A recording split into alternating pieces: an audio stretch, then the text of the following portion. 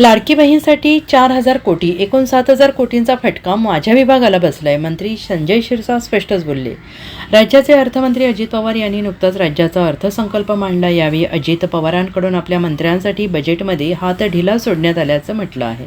तर उपमुख्यमंत्री एकनाथ शिंदे यांच्याकडील मंत्र्यांच्या खात्यांना निधीमध्ये कट लावण्यात आल्याने महायुतीमधील अंतर्गत धुसफूस चव्हाट्यावर आलेली आहे. अजित पवार यांनी सादर केलेल्या अर्थसंकल्पातील निधीवर शिवसेना शिंदे गटाचे मंत्री संजय शिरसाट यांनी जाहीर नाराजी व्यक्त केली आहे. सामाजिक न्याय मंत्री संजय शिरसाट म्हणाले की लाडकी बहीण योजना चांगली आहे, त्यासाठी पैसे दिले पाहिजेत, यात दुमत नाही.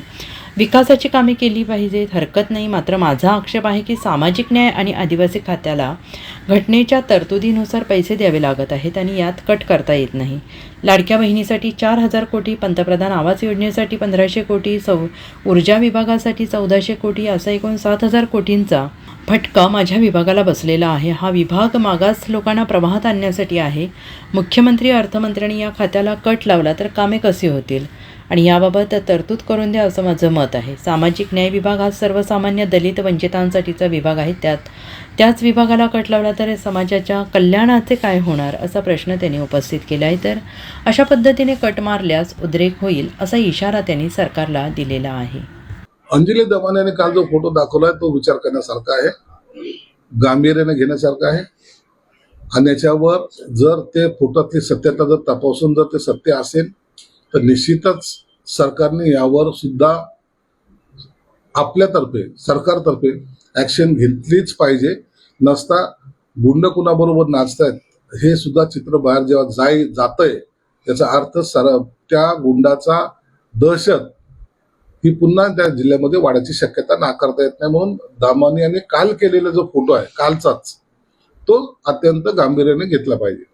भाजपचे काही प्रस्थापित नेत्यांसाठी म्हणजे वडट्टीवारांचं स्टेटमेंट आहे की नितेश राणे जे सध्या बोलत आहेत धोक्याची घंटा आहे त्यांचं म्हणणं आहे. त्यांचे जर जुने व्हिडिओ पाहिले तर हे स्वतः नितेश राणे आणि त्यांचे वडील हलालचं मटण दाबून खाताना दिसतील असं म्हणणं आहे.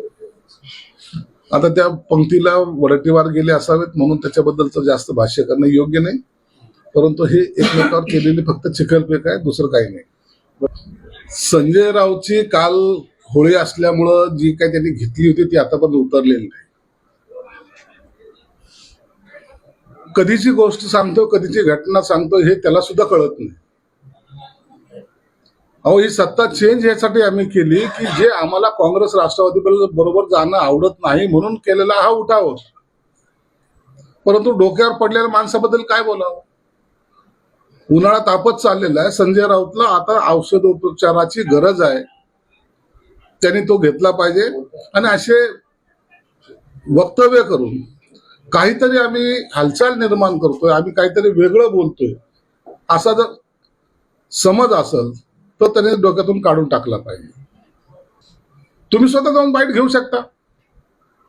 म्हणून आम्हाला शहाणपणा शिकवण्याच्या भानगडीत पडू नका तुम्ही. पाणी पाटा घालून वाहून गेलेलं भरपूर. आता तुम्हाला काही जाग येत असेल किंवा आणखीन काही तुम्हाला आरोप लावायचे तर एकदा लावा ना, बसा ना एकदा. सगळ्या आरोपाचं समक्ष होऊ द्या. कशामुळे सत्ता बदल झालाय, का उठाव झालाय, या सगळ्या गोष्टीचेच खुलासे करायला आम्ही तयार आहोत. छाती ठोकपणे करायला तयार आहोत. आणि म्हणून काय काय घडलं हे आम्हाला जास्त बोलायला लावू नका. ज्या दिवशी आम्ही जास्त प्रमाणात तोंड उघडू ना त्या टायमाला पळती भुई थोडी होईल. आधार काय संजय राऊत मुख्यमंत्री व्हायचं. Bureau report, SBN Marathi, Chhatrapati Sambhajinagar.